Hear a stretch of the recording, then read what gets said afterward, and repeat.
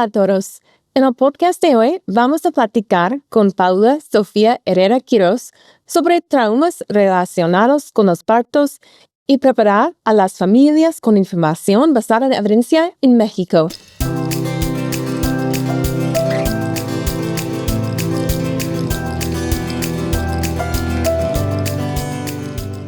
Hola a todas y bienvenidas al episodio de hoy del Evidence-Based Birth. Hoy estoy muy emocionada de dar la bienvenida a Sofía a nuestro podcast para hablar sobre el trauma relacionado con el parto y el enseñar información basada en evidencia en México. Una nota antes de empezar. Este es el primer episodio del podcast Evidence-Based Birth que grabamos completamente en español. Sofía habla español e inglés con fluidez. Yo no hablo español con fluidez. Mi comprensión y conversación son limitadas. Sin embargo, puedo leer y hablar español. Sofía sugirió que publicáramos este episodio en ambos idiomas, así que primero lo grabamos yo haciendo las preguntas en mi lengua materna, el inglés, y ella respondiendo en su lengua materna, el español. Usé una aplicación de traducción para escucharla hablar en español y poder responder en inglés en el tiempo real. Después, grabamos el idioma opuesto para unirlo. No usamos inteligencia artificial para generar ninguna de las voces. Disculpen cualquier error que escuchen en mi pronunciación. Hago todo lo posible. Y ahora les presento a mi invitada de honor. Paula Sofía Herrera Quiroz es educadora sobre el tema de los partos, instructora de partos bajo hipnosis, instructora de Evidence-Based Birth y psicología social y clínica. Después de lo que ella describe como un parto vaginal hermoso, las cosas dieron un giro mal para Sofía. A Sofía le informaron que padecía de depresión postparto y ella lo creyó, culpándose a sí misma y a su supuesta inhabilidad de ser una madre. Años después, mientras se preparaba para ser maestra en partos, ella inició su proceso de sanación al reconocer esas luchas. Cuando ella buscó ayuda, descubrió que en verdad lo que ella había experimentado era un trauma en el parto, no depresión postparto. Ese percatarse marcó el inicio del viaje de Sofía como psicóloga social para entender las injusticias que las personas que dan a luz encaran todos los días en su país. Problemas que contribuyen a tantos casos de trauma relacionado con el parto.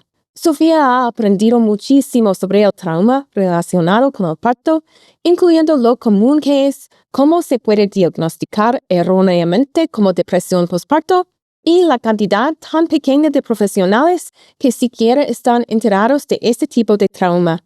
Este conocimiento la llevó a expandirse al lado clínico de la psicología y hoy combina su pericia para dar apoyo a familias que atraviesan embarazos y más, ayudándoles a prepararse lo más que se pueda, mientras también alcanza a quienes están sufriendo en silencio. Sofía, bienvenida al Evidence-Based Birth Podcast. Muchas gracias por tenerme aquí el día de hoy. Sofía, ¿nos puedes platicar un poquito más sobre tus experiencias de parto y cómo tus partos y tu experiencia con el trauma, con el parto, han moldeado la manera en la que brindan apoyo a las familias? Bueno, primero tendría que empezar por definir lo que es trauma. Trauma viene del griego trauma, que significa herida o daño, y primero fue utilizado en medicina para referirse a heridas o daños físicos. Ya después se tomó con el desarrollo de la psicología, principalmente durante el siglo pasado, o sea, bastante reciente, para referirse a heridas o daños psíquicos, estos mentales o emocionales. Entonces, basándome en lo anterior, el término trauma, el nacimiento de mi hija mayor ocasionó que durante muchísimos años, alrededor de 20 años, yo tuviera que vivir con este trauma o estas heridas, tanto físicas como mentales, de las que ni siquiera era yo consciente. Entonces, yo batallé con esto durante muchísimos años hasta que fue que me enteré que no era depresión postparto, ¿no? Esto ocasionó pues un doble daño en mí, ¿sabes? Porque sucede algo cuando te diagnostican depresión postparto. Ya te sientes mal. Cuando tienes depresión postparto estás mal. Existe sentimiento de insuficiencia, de no soy suficiente. Estás luchando día a día por levantarte de la cama, atender a una persona nueva mientras tu cuerpo se recupera, te sientes mal, vas al doctor y te dicen, no, lo que tienes es depresión postparto. Es culpa de tus hormonas.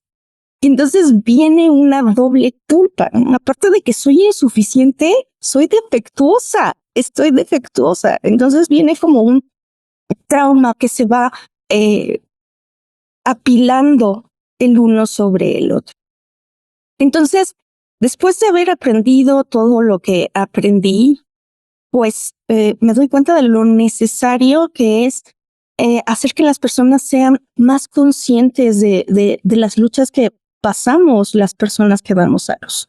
Es complicado, pero no es imposible y podemos lograr el cambio mundial. Por en cuanto a cómo es que se adaptan, pues, las dos carreras, ¿no? Las dos especiales, tanto psicología social como psicología clínica. Bueno, en la psicología social, particularmente, yo empecé a estudiarla a raíz de que tuve mis primeros grupos como educadora perinatal con otro método totalmente diferente. Esto ya tiene varios años, bastantes diría yo.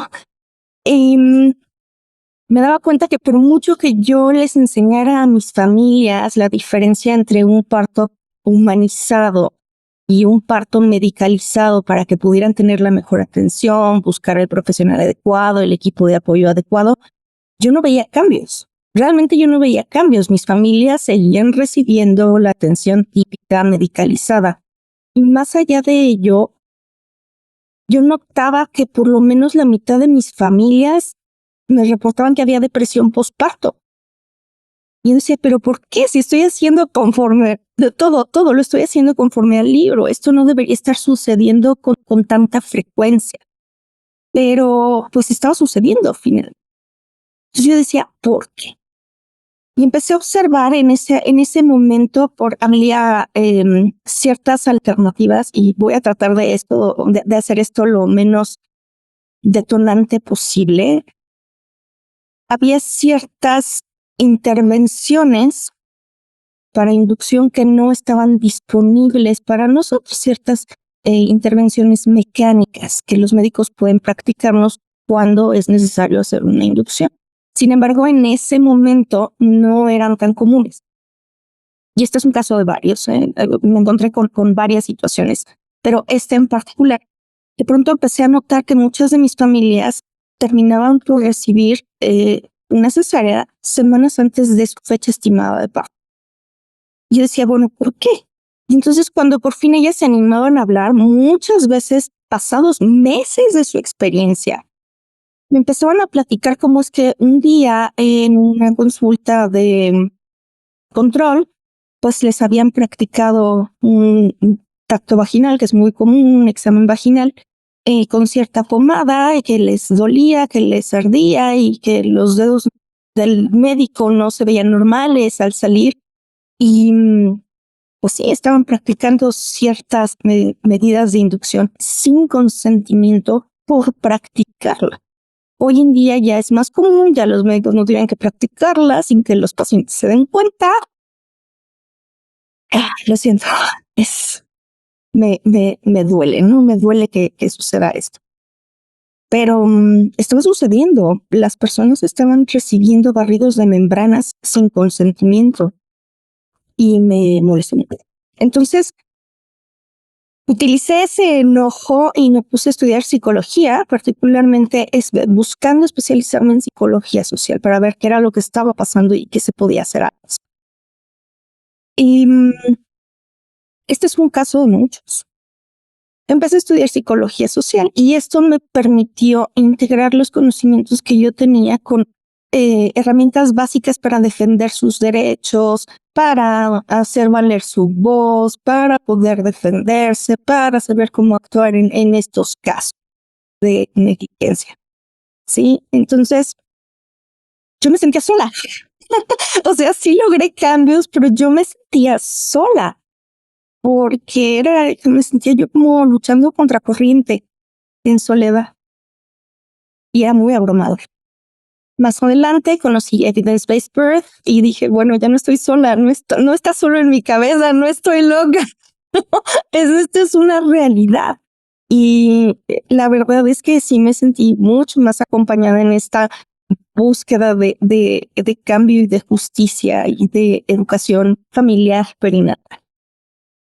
Entonces sigue pasando el tiempo y noto como de cualquier manera sigue habiendo esta parte del trauma, ¿no? De la que yo me enteré cuando estaba haciendo, como bien mencionabas en mi bio, que pues es trauma relacionado al nacimiento, pero yo me iba a la literatura científica y hablaban de trauma relacionado al nacimiento como pues el trauma físico, era lo que se encontraba entonces en la literatura científica. ¿A qué se refiere el trauma físico y los posibles tipos de trauma que puede haber alrededor del nacimiento, pero por la parte física? Y sí los hay, ¿no? Pero ¿quién se encarga de la parte mental y emocional de las personas que lo vivimos? La literatura era mínima y con, digamos, ciertos modelos de investigación que dejaban mucho que desear en ese momento. Pero me encontré con esta psicóloga clínica que nos estaba brindando en ese momento un taller de competencias para atención al trauma y todo me hizo sentido. Entonces empecé a buscar por otras rutas y entonces sí encontré la información que necesitaba. Esto existe, esto es real. Ya se empezó a atender el estrés postraumático posterior a la Segunda Guerra Mundial, se le puso nombre a este shock que los soldados vivían después de sus experiencias. Claro, hace total sentido. Nosotras experimentamos ese shock después de haberlo vivido. ¿Es común para todos? No, no es común para todos. ¿Todos podemos reaccionar de la misma manera a un curso de educación perinatal? Definitivamente no. Todos tenemos creencias, sentimientos, pensamientos, sistemas familiares diferentes, sistemas de atención diferentes. Por supuesto que no toda la educación, digamos, es una talla para todos. Sí, entonces quedaba esta parte pendiente de cómo evitar que se dé este trauma, porque el trauma es muy personal. No está relacionado a una sola cosa, no está relacionado a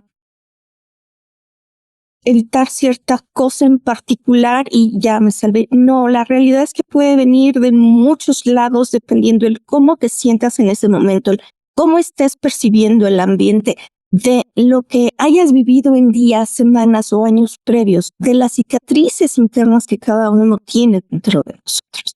Entonces, el combinar ambos tipos de educación, ambas líneas de estudios, junto con la educación perinatal, me permitió poder observar dentro de mis familias cómo es que se podía tratar de ir contracorriente y lograr un poco de más prevención para evitar tanto depresión postparto como trauma y pues tratar de asegurar lo más pues dentro de las posibilidades de cada quien, ¿verdad? El que cada quien tuviera su propio nacimiento respetado. A mí me choca la palabra parto humanizado, porque no decir parto humanizado es dejar de lado el nacimiento abdominal o la cesárea, es dejarlo de lado, es añadirle otro peso psicosocial a la mente de nuestra. Se ponen expectativas ahí que muchas veces pues no podemos cumplir por una razón y por otra, y está bien, sí, pero y luego por el otro lado, llamarlo parto humanizado, bueno, pues es que somos animales, porque me parece injusto llamarlo humanizado si somos humanos, porque tendría que ser diferente. Pero bueno, regresando al tema, esto me permitió poder atacar desde todos los ángulos, así como el poder brindar la atención que no existe actualmente de una manera común a las familias que lo necesitan. Sofía, claramente te apasiona mucho este tema. Me agrada cómo abordaste lo de sentir coraje y cómo canalizaste ese enojo en un intento de crear un cambio. Creo que muchas veces nos dicen que como mujeres no deberíamos enojarnos, y es refrescante escucharte hablar sobre tu enojo y cómo tú usaste ese enojo y cómo fue. ese enojo es un enojo justificado también. Cuando meditas en tu propia experiencia de dar a la luz, ¿qué fue lo que te causó el trauma exactamente? ¿Fue un tema físico o recibiste un tratamiento degradante o inhumano? Yo creo que fue todo. Y es que además yo tenía pues algunas otras situaciones. Mis papás son médicos los dos. Y en el momento que yo me embaracé de mi hija, ellos tenían un pequeño hospital. Entonces, mi respuesta ante mi embarazo y mi atención en general fue, pues me voy al hospital con mis papás. Y al momento de yo pensar, tengo que ver a un especialista médico, pensaba yo en ginecobstetra, pues mi respuesta fue ir con mis papás y preguntarles por una referencia que me hacía pues un ginecobstetra que tú sepas que es bueno, que me va a atender y que todo va a salir bien. En mi cabeza todavía estaba la frase, todo va a salir bien, ¿no? Que para este miedo que las personas, con el que normalmente las personas reaccionamos cuando estamos embarazadas y vamos a tener un bebé. La preocupación y la angustia de que todo salga bien. Entonces me fui con mis papás, les pedí esta referencia y me refirieron con un médico muy bueno que en ese entonces era de mucho renombre, director de un hospital de especialidad muy grande en México, pero estamos hablando de alta especialidad y me dijeron con él todo va a salir bien. Pero pues sí me llevé varias sorpresas, ¿no? En el sentido de que, por ejemplo, mi mamá me acabó de decir que fueron a visitarla representantes de la MAS para ofrecerles el psicoprofiláctico, su curso de educación perinatal, y que le hacía sentido lo que le habían dicho. Entonces, que si me interesaba, le preguntara al ginecobstetra qué pensaba sobre este método, sobre la preparación perinatal en general, para que me pusiera en contacto con estas personas. Entonces yo llegué muy contenta a mi cita de control y le pregunté, oye, ¿tú qué opinas del psicoprofiláctico? Y es una broma, se me quedó viendo de una manera muy condescendiente y dijo, el circoprofiláctico, así como esa es una mezcla de palabras entre circo y profilaxis, ¿no? El circoprofiláctico. Eso es para hippies y payasos. Eso fue su respuesta.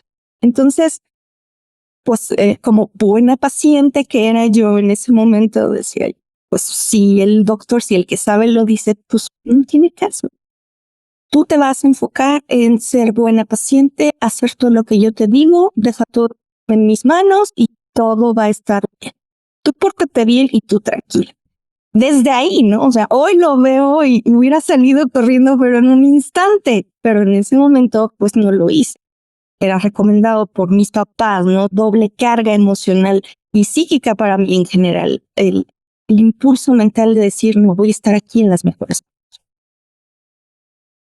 Más adelante, cuando llegó el momento del parto, porque finalmente sí fue un parto vaginal, bastante normalito y todo, empezaron a suceder las cosas de manera normal. Me citó en el hospital cuando mis contracciones estuvieran cada 5 minutos. Pues yo atendí a sus indicaciones, pero en cuanto pisé el hospital, pues fue a la cama y te quedas en la cama, acostada y boca arriba para poder tener acceso a ti. Entonces, no fue una, fueron muchas cosas. Fueron muchas cosas, la verdad. O sea, te puedo decir que mi fuente no rompía y yo vi entrar al doctor y hablar con mis papás, porque no me hablaba a mí. Hablaba con mis papás que estaban en la habitación conmigo. Les explicaba lo que iba a hacer enseguida conmigo, pero no me hablaba a mí. O sea, desde ahí eso ya fue una sensación de tú no sabes lo que haces. Por eso están ellos ahí. Y todavía pensaba, qué bueno que mis papás están aquí, porque yo no soy suficientemente buena para entender qué es lo que está pasando. Desde ahí, ¿no? Entonces, entra con el carrito, el ganchito este que se utiliza para hacer la ruptura de membranas de manera manual. Y pasaron, no sé, yo creo que 25 años. Y yo todavía seguía teniendo flashback de este ganchito que pues, es una cosa realmente pequeña. No es amenazante. Pero yo la veía del tamaño del brazo del doctor, que era un hombre bastante alto, medía como un 83, alto para los estándares mexicanos. con brazos muy largos. Y yo veía eso como si fuera una espada. Y seguía pues representándose en mi cabeza ese ganchito como si fuera una espada. ¿Tenía sentido? Por supuesto que no tenía sentido. Pero esa es la imagen que se quedó conmigo y la emoción que se quedó conmigo. Fue de miedo absoluto. Le va a picar la cabeza a mi bebé. Yo pensaba, ¿le va a hacer daño a mi bebé? O sea, esto no es posible. Nadie me pidió permiso de si podía hacerlo. Nadie me habló de beneficios y riesgos. Nadie pidió mi consentimiento para hacerlo. Nada. Y todo lo demás se sucedió en la misma línea. Pues sucedieron cosas que yo no quería. Yo dije, no quiero a nadie más dentro del hospital porque de inmediato acudió toda la familia. Siendo el hospital de la familia, bueno, pues toda la familia, los amigos de mi esposo, todos allí. Yo les decía, es que no quiero ver a nadie. Pues todos entraron a verme. Yo decía, no quiero que nadie se asome al quirófano o a la sala de partos en ese momento, cumplía las dos funciones. No quiero que nadie se vaya a asomar. Y mi cuñada se asomó, la tía, la abuela, todo el mundo se asomó. Cosas que yo había dicho expresamente, no quiero que suceda, y sucedieron. Yo había pedido, me dejan a mi bebé después, y se llevaron a mi bebé. Se la llevaron, me la enseñaron, por supuesto que me la enseñaron. Y otras tantas cosas más de las que no voy a entrar en detalle porque la verdad es que sí pueden ser muy detonantes para algunas personas. Pero todo se sucedió en la misma línea. Nadie me preguntó, nadie me explicó beneficios o riesgos, nadie me habló directamente a mí y solo me dijeron lo que tenía que hacer. Me hicieron, sucedió. Y luego para rematar, después de un día ya estaba yo en mi habitación recuperándome, mi bebé en brazos, ya le había contado sus 20 deditos, ya había visto que todo estuviera en su lugar y las enfermeras hablaban de qué bonito parto había tenido. Y yo pensaba, madre mía, si esto fue bonito, no me puedo imaginar lo que es algo feo. Y sí, todo se dio. Hoy en día, en este momento, casi 30 años después, lo puedo ver desde afuera y pensar, sí fue un proceso muy bonito, muy saludable, bastante natural dentro de los estándares medicalizados a los que pues la gente, el médico y lo que sucedió realmente pues fue muy lindo. Yo personalmente lo viví como una pesadilla. Y esto ocasionó daños físicos y mentales en mí. Me sentí muy mal, no sabía yo qué pasaba, no podía dormir, no quería dormir, no quería comer, me sentía la peor madre del mundo. Y me dijeron, no, es que tienes depresión postparto, pero se va a ir, no te preocupes, tú tranquila. 2 años después, yo seguía enojada con el mundo. Yo seguía sintiéndome insuficiente, muy avergonzada, al grado que un día llegué con mi hija en brazos a decirles a mis padres, yo llorando, adóptala porque yo no soy buena madre. Adóptala porque yo no me siento suficiente. Lo siento mucho, Sofía. Perdón. Así que, aún 30 años después, algunos o muchos de estos problemas siguen ocurriendo en los hospitales. Oh, yes, definitely. Ni siquiera puedo ir al ginecólogo, con eso te digo todo. Sé que tengo que ir, pero inconscientemente lo evito, lo pospongo. Mañana, la próxima semana, luego saco cita. La verdad es que no he pisado un ginecólogo después de que nació mi segundo bebé. Hace casi 21 años que nació el más pequeño. No he pisado un consultorio de un ginecobstetra. No lo he hecho. Mi mente no me permite hacerlo.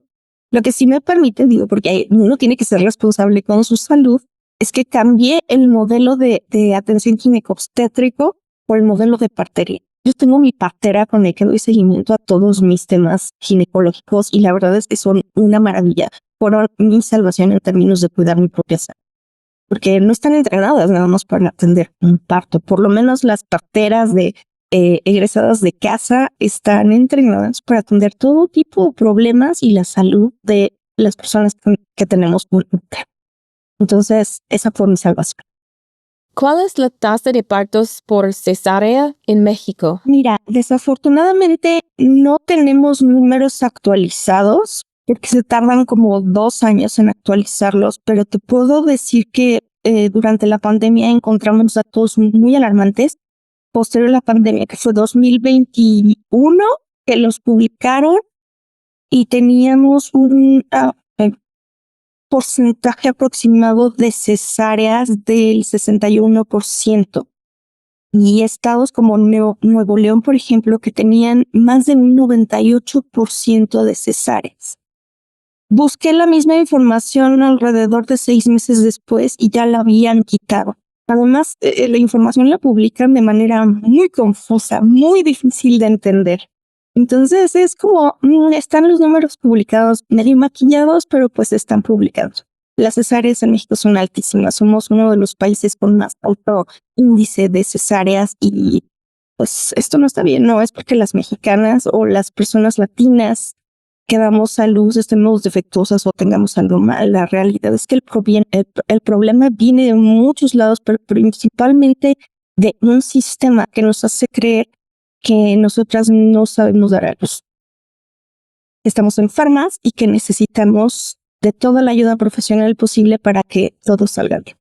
¿Sí? Entonces, es complicado. Me recuerda al paternalismo, como ver a una mujer y decirle, no sabes de lo que estás hablando. Todo el tiempo. Y aún los médicos que tienen, digamos, han adoptado a lo largo del tiempo una práctica más humanizada o más respetuosa del proceso fisiológico del parto, de todas formas siguen utilizando esta forma con nosotras, ¿no? Estés o no estés embarazada. Hace un par de semanas tuve una situación en mi centro de salud que por X o por Y me llevaron con el director de la clínica y no dejaba de llamarme hija. Y yo pensando, o sea, tengo por lo menos 15 años más que tú y me sigues llamando hija. Hasta que me cansé y le dije, oye, soy tu hija. Deja de llamarme así. Ya se quedó quieto. Y además, ya lo resolví, no te preocupes, pero muchas gracias por tu atención. Ya lo resolví por mis medios. Yo dejé de hablarles de usted hace mucho tiempo. Somos personas con educaciones diferentes, pero no son superiores a nosotros. Así que la tasa de cesáreas es muy alta, una de las más altas del mundo. Para aquellas mujeres que pueden de alguna manera convencer a sus médicos a tener un parto vaginal, son muy comunes las episiotomías en partos vaginales. ¿Nos puedes hablar de eso? Sí, desafortunadamente es un protocolo. Y como todos los protocolos, deben de seguirse. Incluso las parteras cuando están en entrenamiento y las envían a hacer sus prácticas o su servicio a ciertas clínicas de salud pública, la indicación que tienen es practica la episiotomía. Pero esto no es una práctica basada en evidencia. Practica la episiotomía. Tienes que hacerlo. Entonces, sí es alarmante. Sí es alarmante que esté sucediendo este tipo de práctica. Y no solo esa, muchas más. Entonces, ¿hasta las parteras usan episiotomías? Desafortunadamente sí, como obligación dentro de su educación, porque si no lo practican, entonces no acreditan el que puedan graduarse. Entonces, de alguna manera, tienen que hacerlo. Afortunadamente, después de que se gradúan, ya no las practican. Pero sí, la gran mayoría se ha quejado de esto, las que se atreven a hablar, porque muchas no se atreven. Entonces, dices que es muy frustrante que las cosas no cambian, que cambian muy lentamente. ¿Estás trabajando en proveer educación basada en evidencia? ¿Puedes hablar de cómo la educación perinatal puede ayudar a las familias a sentirse más listas, empoderadas y ayudar a obtener un mejor parto libre de trauma? ¿O es imposible? No, no es imposible. Definitivamente no es imposible. La educación lo es todo. Desde mi propia perspectiva, ¿cuáles son algunos de los mayores retos que tenemos en torno a hacer estos cambios? El primer reto sería la falta de educación tan grande que tenemos. Como familias, como personas embarazadas y que vamos a dar a luz, y como sistema en general. Es la falta de educación.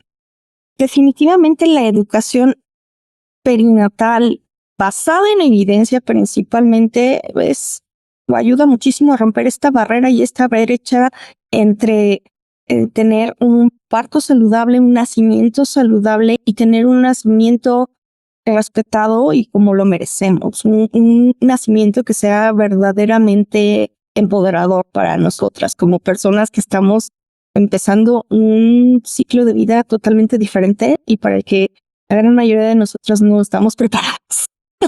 Porque desafortunadamente pues los niños no vienen con un instructivo. Entonces tenemos que aprender a hacerlo desde cero.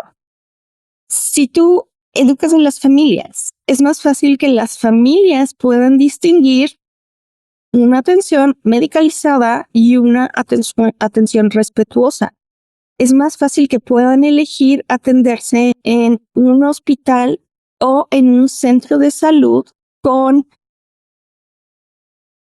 un área específica de maternidad que existen, atendidas por parteras, existen. Desafortunadamente están en las afueras de las zonas metropolitanas porque se enfocan más en atender a un pequeño porcentaje de la población que tiene una educación más indígena tradicional, que tienen sus raíces más arraigadas todavía. Entonces estos lugares guiados por parteras están, digamos, más a las afueras de las zonas metropolitanas. Pero si estamos dentro de la ciudad, nos toca recibir la atención que se utiliza en ese momento, la que está en tendencia, que es la tradición. Entonces, si tú educas a las familias, aprenden que en las familias tenemos alternativas. Si tú educas a las familias, aprendemos que tenemos una voz y una voz que se puede utilizar para decir, no, aquí no, no, gracias. No es una frase completa. Puedes elegir decir no. Entonces, todas esas cosas las puedes aprender. Puedes aprender el hecho de tú tener información, le da más nutrientes a tu cabeza, a tu mente, para que cuando llegue el momento y se presenten todas estas cosas que nos pueden hacer sentir mal, que nos pueden ocasionar trauma, pueden llevar a que desencadenemos una depresión posparto más adelante, más allá del nacimiento de nuestros hijos, incluso desde el embarazo, nuestra mente esté más fuerte, más resiliente, más elástica para poder defenderse de esto. ¿Lo previene por completo? No, no lo previene por completo. Nada lo previene por completo, pero sí nos da más elasticidad para resistirlo, para manejarlo, incluso para buscar la atención que necesitamos desde antes. Por el otro lado, y aquí esta parte me encanta, porque si tú tienes familias educadas, que de pronto se cambian de profesional de la salud y vamos a hablarlo desde una perspectiva de atención particular, ya no atención brindada por el Estado, porque cuando no nos queda de otra, bueno, pues nos atendemos ahí en un momento, si quieres regresamos a ese punto, pero buscándolo desde un punto de vista particular. El nacimiento es uno de los mejores negocios para los médicos porque la gran mayoría de las veces todo sale bien. La gran mayoría de las veces puede terminar en una cesárea en la que los médicos se tardan 2 horas y cobran mucho más. Sus honorarios son bastante más significativos que por atender un parto en el que se van a tardar probablemente 12 horas y van a estar muchas horas sin hacer nada al pendiente de los papás y van a cobrar. Entonces, desde esa perspectiva, si tú tienes familias educadas, que dicen que no, lo más probable es que se cambien de profesional por alguien que sí les brinde la atención que ellas están buscando. Y entonces los profesionales empiecen a notar estos cambios y empiecen a hacerse preguntas. ¿Por qué? ¿Qué estoy haciendo? ¿Qué hice mal? ¿O por qué no quise regresar? Y entonces empieza a generarse un cambio desde la parte profesional. Sí ha sucedido, sigue sucediendo otro tipo de cosas. No te voy a decir que no, me tocó vivir el caso de una familia en particular en que el médico les dijo todo lo necesario. Les dijo todas las palomitas de decir, si este profesional me va a dar la atención que yo estoy buscando, dijo, todo bien. Y al momento de recibir la atención fue como, no, ¿qué vamos a hacer? No te voy a dejar, no te voy a permitir, te quedas aquí. Hizo todo lo contrario. Y sí fue muy choqueante tanto para mí como para los papás, ¿no? Entonces, este caso también es muy, muy, muy interesante. fue, lograron híjole, ya estoy aquí, ya no me puedo ir. Irme no es una alternativa, cambiar ahorita no es una alternativa. Ya estaba ingresado en el hospital, el trabajo de parto ya iba avanzado cuando empezaron a suceder todas estas cosas. Y estaba yo con el teléfono con ellos porque vivían muy lejos de mí. Y ella, la mamá fue la que dijo, yo pensando como enfrentar la situación, y ella fue la que me dijo, me acabo de acordar de algo que me dijiste. Yo sí, dime, ya estoy aquí. El único camino para llegar al otro lado es atravesándolo. Vamos a atravesarlo. ¿Cómo lo podemos lograr? La misma mamá, ok, ya estoy aquí ahora, vamos a atravesarlo. Ya estoy aquí, no me va a cambiar. Eso me hace sentir más inseguro. Mis alternativas son estas, las citamos, las apuntamos, mi papá las apuntó y él fue lo que dijo, ok, elijo esta dirección. Y le dio. Entonces, si ya estoy aquí, no me voy a permitir que me hagan una cesárea porque yo soy todo viene bien. Si ya me quieren poner oxitocina sintética, bueno, voy a dejar que me la pongan, pero mi hijo va a llegar bajo mis propios términos. Y llegó bajo sus propios términos. Lo que sucedió después fue porque ella así lo decidió. Independientemente de que el médico dijera, te voy a dejar, te voy a hacer esto y te lo otro, ella cerró sus oídos y dijo, yo me estoy permitiendo hacer esto, así que le voy a dar por delante. Y esa sensación de control hizo toda la diferencia. ¿Sabes? Entonces, tienes padres educados en un sentido holístico, tienes padres que se pueden defender padrísimo, pueden empezar su parentalidad desde un lugar más saludable. Tienes familias más saludables a mediano y largo plazo. Sí, eso es poderoso. Gracias por compartir ese ejemplo. ¿Puedes brevemente explicar la diferencia entre los hospitales del gobierno y los particulares? Pareciera que algo que afecta la tasa de cesáreas es el aspecto monetario y del tiempo. ¿Es lo mismo entre hospitales privados y públicos? ¿Hay diferencias importantes? No, sí hay diferencias en cuanto al particular. Bueno, el tiempo es dinero. Te vas a un hospital particular, tienes que estar consciente, sobre todo si son hospitales muy grandes.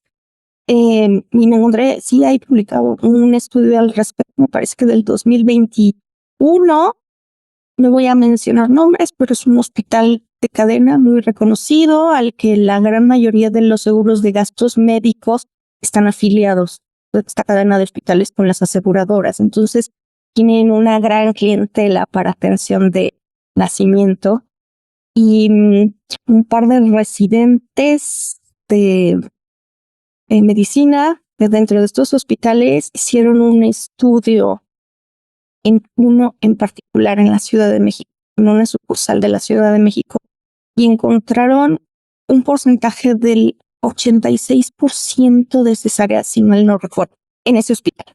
Fue justamente el hospital donde cayeron mis papás. No estaba publicado en ese momento el estudio. Fue justamente el hospital donde esta familia de la que te hablaba previamente estaba. Cuando yo vi ese estudio me hizo todo el sentido. Claro, por supuesto, tienen una sala de partos adecuada, una, y reciben cientos de personas y probablemente decenas de mujeres embarazadas dando a luz en ese momento. Tiempo es dinero. Vamos a acelerar o la pasamos a quirófano, pero ya, uno tras otro, como pan caliente. Cuando estamos hablando del sistema público de salud, no es que sea bonito, no te voy a mentir, es bastante feo. La atención es diferente en el sentido de que no se practican intervenciones de tipo médico tan frecuente porque no tienen el personal suficiente, porque no hay los insumos suficientes y supuestamente porque quieren enseñar el sistema de nuevo, entre comillas, humanizado de la atención al parto. Entonces lo que hacen es dejar entrar a la mamá, a la pareja o al familiar más cercano que ellas elijan. Ellas no filman nada, todo lo filma el papá y les meten a salas grandes con cortinitas, espacios pequeños donde realmente el movimiento no es tan de fácil acceso. Pues parar alrededor de la cama, hacer algunos movimientos alrededor de la cama, pero básicamente dejan que todo progrese de manera normal.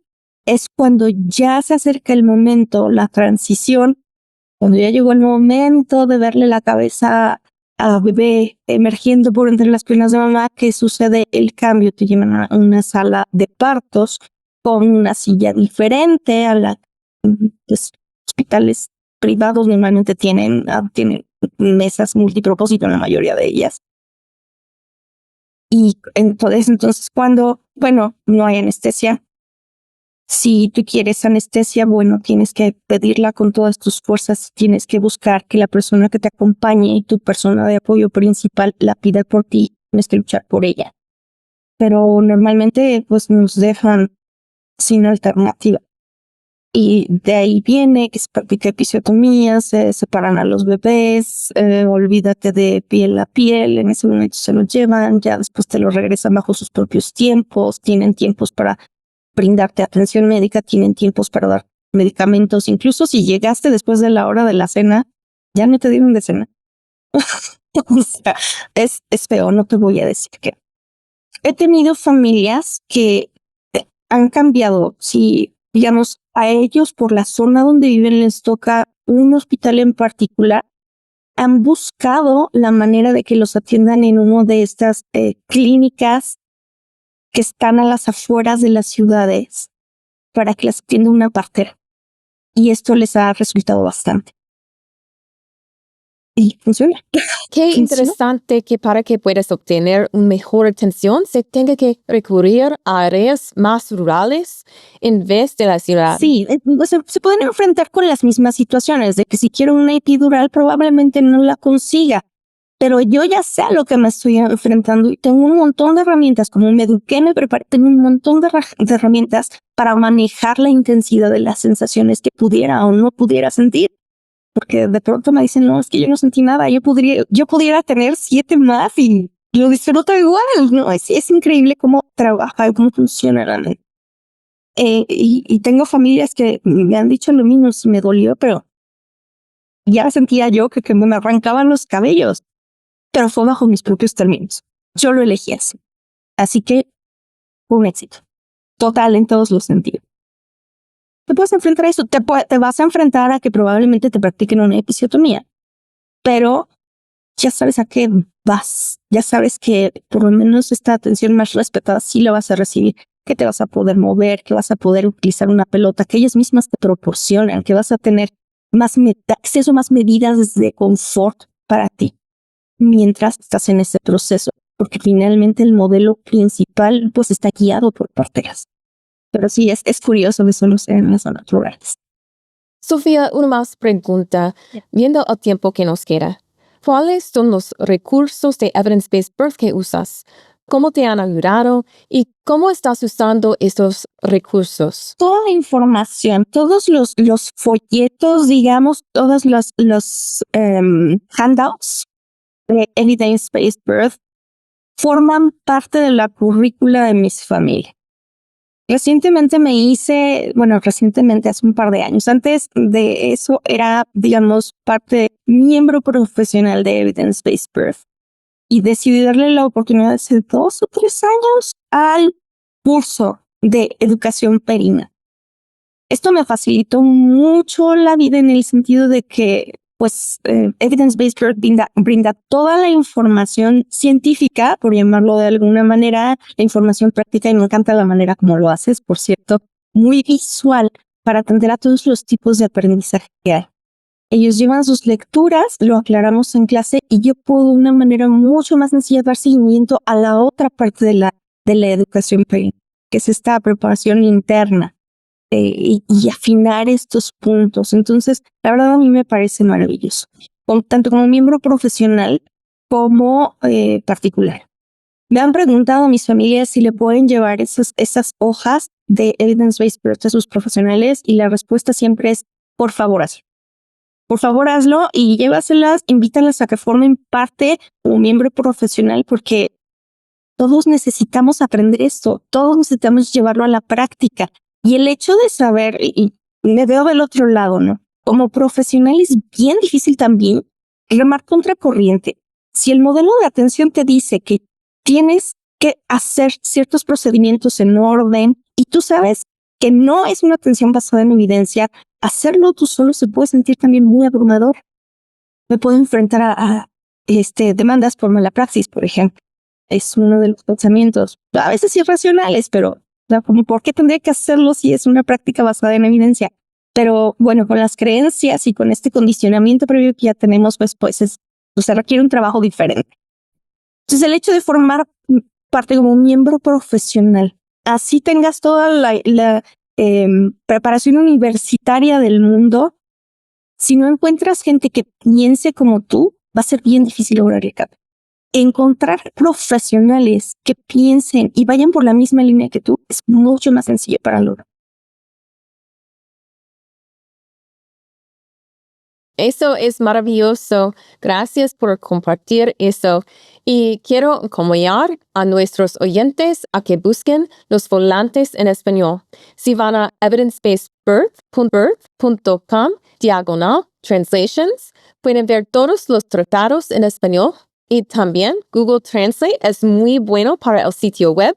Y en YouTube pueden escoger ver los subtítulos en español para todos nuestros videos. Sofía, ¿tienes un consejo para alguien que esté escuchando que va a dar a luz en México o en un ambiente similar donde se preocupen por violencia obstétrica o que no les escuchen? ¿Cuál sería tu consejo para esa familia? Educa. Busca educación. Alternativas hay muchas. Busca educación. La gran mayoría de las educadoras perinatales, y me incluyo en ese sentido, sí cobramos una tarifa por nuestros cursos. Pero cuando realmente no se puede, la gran mayoría de nosotros tenemos apoyo para todas estas personas que no pueden pagarle. La gran mayoría de nosotros lo tenemos. Yo incluyo un porcentaje de becarios y personas becadas que pueden acceder a los entrenamientos por un costo realmente muy significativo. Digo, y sí lo cobro porque si no lo cobramos, luego la gente no lo aprecia, ¿verdad? Pero que sea de manera que sea accesible para todos. El tema es que rompan esta barrera de que es necesario y no dejarlo para el último, sino hacerlo lo más pronto posible. Y otro consejo es, si después de que diste a luz, algo no se siente como debería sentirse o algo no se siente bien, busca ayuda, habla. Yo sé que es difícil, particularmente cuando hay trauma, porque para empezar ni siquiera sabe uno por dónde empezar a hablar, pero habla. Así sea, me siento avergonzado por tener pesadillas. Eso ya es un gran paso. Busca una persona que esté entrenada en el tema para que puedas hablar sin temor a ser juzgada y sin temor a que te vayan a hacer sentir menos o mal. Porque si algo no se siente bien, lo más probable es que algo no esté del todo bien. ¿Sí? Pero no es tu culpa. Déjame decirte, si es tu caso, no es tu culpa. Y tienes solución. Muchas gracias por tu ayuda, Sofía, y por todo el trabajo que estás haciendo en tu esquina del mundo para ayudar a mujeres y familias y personas que dan a luz a obtener atención a base de evidencia. Apreciamos mucho lo que estás haciendo y nos da gusto que seas parte de la comunidad Evidence-Based Birth. Gracias a ti por la invitación. Pues un placer estar aquí compartiendo con ustedes. ¿Y cómo puede la gente seguir el trabajo que haces? ¿Hay alguna manera de que te puedan apoyar? En este momento, a través de mis redes sociales, que sí, no te voy a negar, están un poco abandonadas. Tengo una relación de amor-odio con las redes sociales. Y me gusta manejarlas yo. Sí tengo temas con el control de mis redes sociales. Soy muy particular, entonces están un poco abandonadas, pero no dejo de revisarlas. Si tienes dudas, si tienes preguntas, envíame un mensaje en mis redes sociales. Sukamoms, SUKHAMOMS, Instagram y Facebook. Me encuentras en los dos lados. Si tienes cualquier duda, aunque sea para preguntarme cuál es la diferencia en el inglés y en español de esta palabra, que hay muchas que pueden ser muy confusas, trataré de responderte a la brevedad. Si tienes dudas de cómo conseguir esta educación que te digo, mándame un mensaje y buscamos la manera de apoyo. Perfecto. Muchas gracias, Sofía. De nada. Un placer. This podcast episode was brought to you by the book Babies Are Not Pizzas, They're Born Not Delivered. Babies Are Not Pizzas is a memoir that tells the story of how I navigated a broken healthcare system and uncovered how I could still receive evidence-based care. In this book, you'll learn about the history of childbirth and midwifery, the evidence on a variety of birth topics, and how we can prevent preventable trauma in childbirth. Babies Are Not Pizzas is available on Amazon as a Kindle, paperback, hardcover, and Audible book. Get your copy today and make sure to email me after you read it to let me know your thoughts.